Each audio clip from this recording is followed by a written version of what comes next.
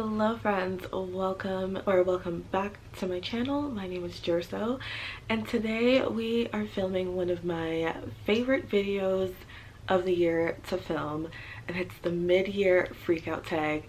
I love this tag so much because it just allows me to kind of sit down and reflect on the last 6 months of reading and then kind of go into the next 6 months of the year figuring out what else I want to read, what I want to do differently, and it's just a really fun check-in. So I have my questions right here and we will get started. So the first two questions I'm kind of gonna group together because they come from the same series. So the first question is best book you've read so far this year, and the second is best sequel you've read so far this year. So the best book that I read so far this year is The Blood Trader by Lynette Noni.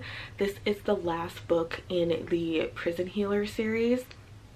And the best sequel I've read so far this year is The Gilded Cage by Lynette Noni, which is the second book in the Prison Healer series.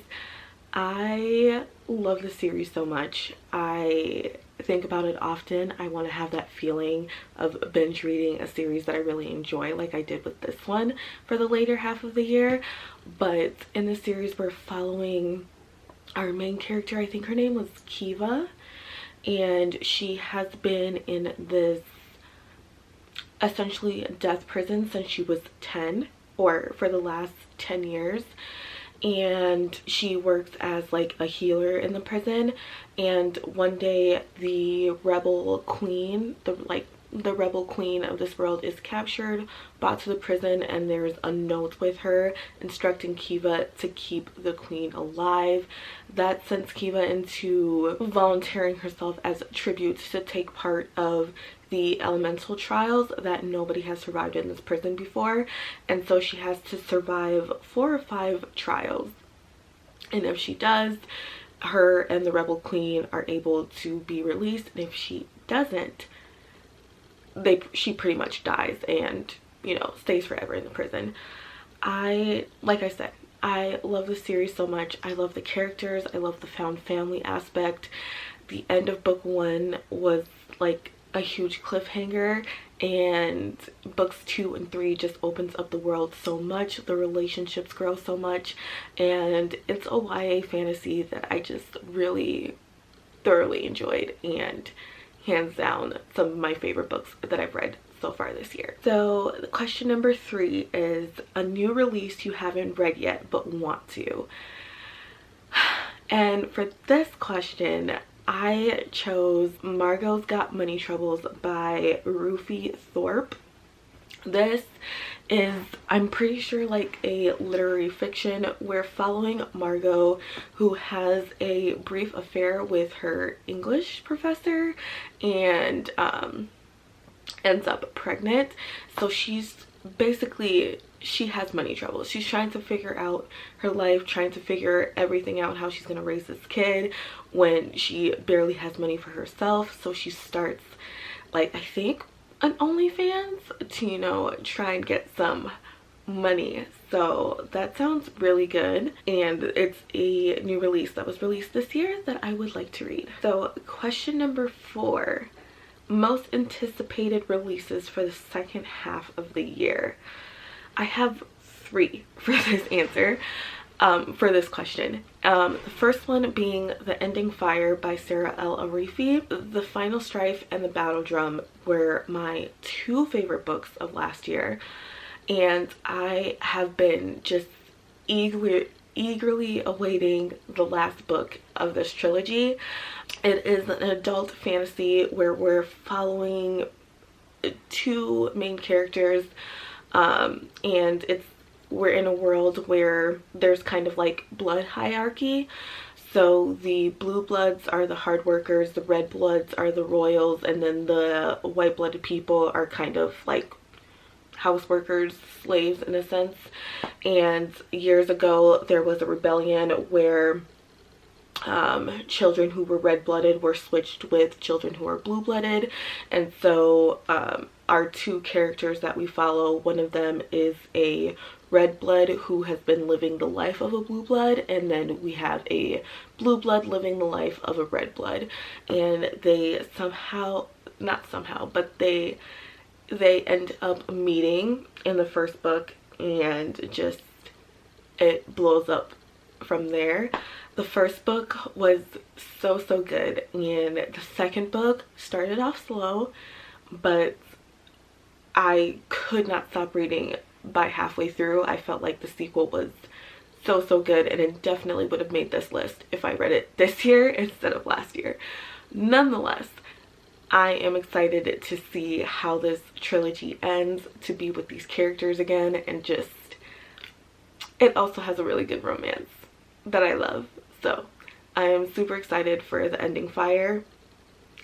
Another one I'm excited for is Play Along by Liz Tomford. This is book 3 or 4 in the Windy City series, and the Windy City series is a series of sports romances, and I really enjoyed the other books in this series, but I'm really excited for Isaiah and Kennedy's books. I did talk about this in my summer TBR, but it's one of those romance books that I'm just really looking forward to. I love the found family of all these characters and how they intertwine with each other, and I just think it's going to be a really fun and amazing romance. And then the last one I put on here, I'm not really sure if it's even coming out this year. It says it on Goodreads, but the release date has been pushed forward so many times, and I'm just crossing my fingers and hoping that it will come out this year, and that is Silverborn by Jessica Townsend. This is the 3rd book of the Morgan Crow series, which is a middle grade fantasy series. I love this. Is one of my comfort series that I would just love to reread once again. Probably I will during the fall.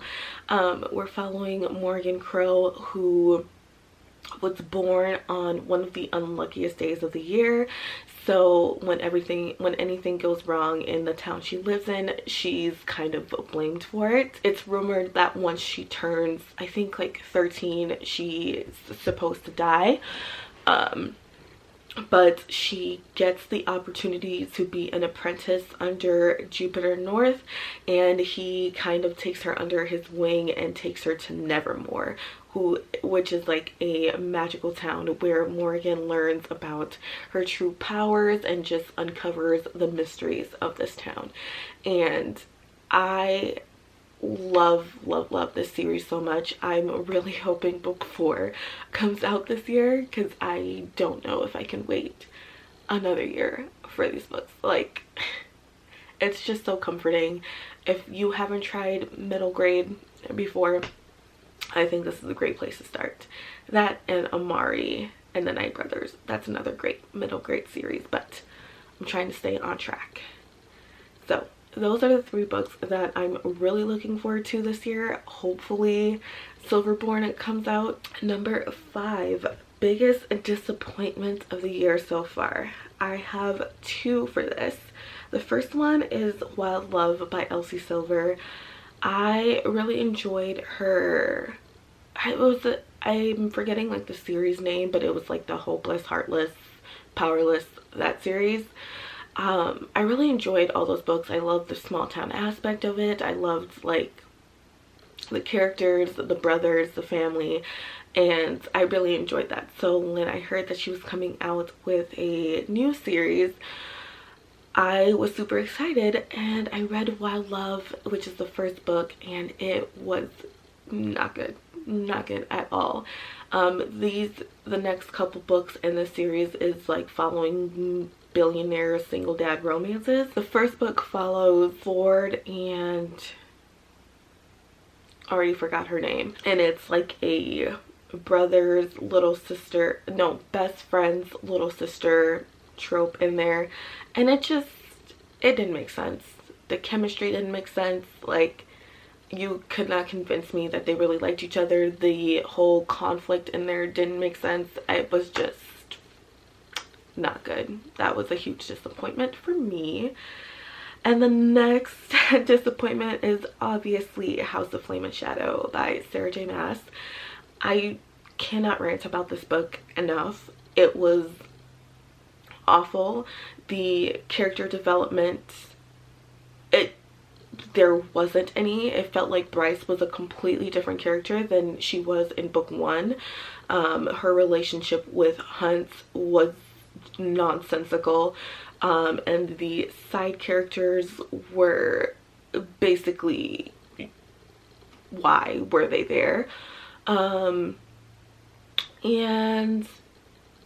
basically the book was kept alive by Rune and, was it the Hind?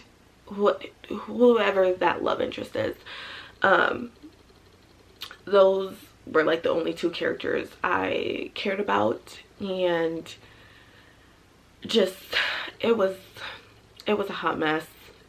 I don't understand which direction that series is going, and it was such a disappointment. So question number 6 is the biggest surprise. So for this one, I have two, once again. The first one being The Measure by Nikki Erlich. This was such a surprising read for me. I was not expecting to like this as much as I did. In here, we're following the consequences of everyone in the world when they turn, I think, like 18 or 21 or something, receives a box randomly on their front door, and within this box is a string of various lengths, and they find out that the length of the string is attributed to the length of your life. And we follow 8 different characters as they either choose to look at their string or not look at their string, and how it affects their life going forward, how it affects their relationships, how it affects the world, the political climate, like how one string can affect everything. And it was so interesting, so interesting. I loved seeing the different scenarios depicted by the 8 different characters that we are following, and I just loved looking at just how one small decision can just change so much. And it was really interesting and really surprising, so I definitely recommend that book if you're looking for thought-provoking literary fiction. It's really good. The other surprise was The Tainted Cup by Robert Jackson Bennett. I usually don't tend to like whodunit mysteries, but I felt like this book was the perfect balance between that and fantasy, and I really enjoyed how it ended, and excited for book 2 to see how kind of it further expands the world that we were in. And I also really enjoyed the characters in this book as well. Question 7 is new favorite author, debut or new to you. For this question, I chose Abby Jimenez. I just finished her, I forgot the series name, but Part of Your World, and that whole series, I just finished that up with her new release Just for the Summer, and I really enjoy her romances. I like how she covers hard-hitting topics and balances it with the romantic relationships in the book.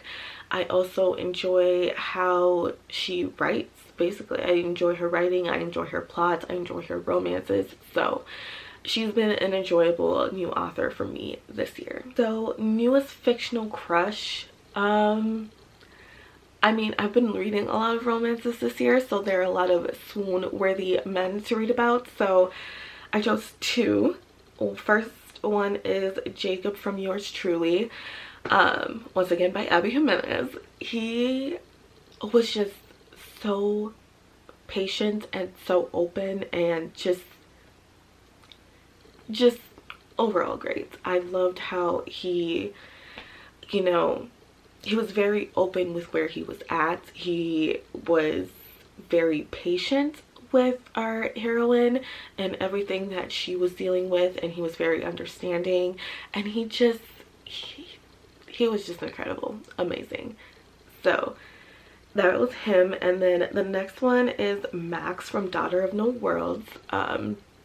So that's from the War of Lost Hearts series, and Max was like a brooding character that didn't really like or talk to a lot of people, but like with Tisana, which is the love interest in that series, he was very, what do you need me to do? I'll do it. I'll do whatever. I'll follow you. Just make sure you're safe. And I don't know. He was a great character to follow. So those are my two. Number 9, newest favorite character. So for the first one, I did Asha from The Shadow of What Was Lost, like the Lycanius trilogy. I really enjoyed reading from her point of view. I enjoyed her character throughout the series. I felt like she did what needed to be done, and she wasn't taking no for an answer. She was like a secret spy, just like going on different missions, but also knowing that she needed to do things for herself and keeping, like, she was very smart about the secrets that she kept. And so I really enjoyed reading from her point of view, and I enjoyed her character. Another one of my favorite characters is Anna from The Tainted Cup. She is the head detective. She was not taking anything from anyone. She was very blunt, she was very direct, and she was very eclectic. And I really enjoyed her interactions with other people, and she really made the book for me. So that's another one of my favorite characters. Okay, next is a book that made you cry. And once again, there are some repeats in this list, but the book that made me cry was The Measure. And it was just so sad to see how everyone's lives were impacted and the decisions that they decided to make based on these strings, and just the relationships, and just the family relationships, the romantic relationships, platonic relationships. It was a beautiful book, and I did shed a couple tears. Next is a book that made you happy. For this one, I put Mother of Death and Dawn by Carissa Broadbent, which is the third and final book in the War of Lost Hearts series. I really enjoyed how the series ended. It had like a happy ending. I was very pleased when a character that I wanted to die so badly did end up dying, and they didn't give her like a redeeming arc, because that would have pissed me off. But I loved that we got a happy ending with the romances, and even though it ended, it wasn't like everything was great and dandy and fine. There was still the consequences of several wars that impacted these two characters, but I just love that they came together and it was a happy ending. Number 12, most beautiful book you that you've bought or received this year. I haven't been buying a lot of books this year. I've really been adamant about using my library and checking out books from there. So I guess I'll choose the War of Lost Hearts series, because that's like the series that I bought with the most beautiful covers besides the Lycanius trilogy, and I really don't like those covers. So, you know, out of all of them, I would have to say Daughter of No Worlds is the best cover, and then Mother of Death and Dawn is the second best. But yeah, I've been doing a really good job not buying books so far this year, so if I had to choose, it would be those two. And then for the last question, what books do you need to read by the end of the year? And what books don't I need to read by the end of the year? I have 3 for this. I realized that I haven't been reading or enjoying a lot of fantasy, and I really want to read a lot more fantasy romance, specifically indie published fantasy romance. That seems to be all the hype right now, and I really want to find one that I like and enjoy. So fantasy romance is definitely on my list. Next we have The Sword of Cayenne by M.L. Wang. This, I'm pretty sure, has been on my list every single year since like 2020. It is a standalone fantasy, and I've just heard so many good things. I just have to get over the hump of how long it is and just sit and read it so bad. I really want to read it. And then for the last one that I really want to read is the Farseer trilogy by Robin Hobb. I read book 1, wasn't really in the mood for like a slow moving fantasy, but once again, I've heard such great things about this book or the series. So those are all the questions for the mid-year freakout. Like I said in the beginning, it's really nice to do this tag and check in with your reading. After doing this, I'm realizing that I kind of need to, you know, take a step back from what's like extremely popular and just read what's calling out to me, so I can get more books that I enjoy, more books that are surprising to me. And also I would really like to read more fantasy. I realize I haven't been reading a lot this year, and maybe because it's not like the season of fantasy for me, but I would really like to get a couple more good ones read this year. So it's a really nice good check-in for your reading. Let me know down below some of your favorites of this year, your disappointments, your most surprising. I'll leave the questions down in the description box below. So as always, thank you guys so much for watching. Don't forget to like this video if you liked it and subscribe if you want to, and I'll see you again soon. Bye friends.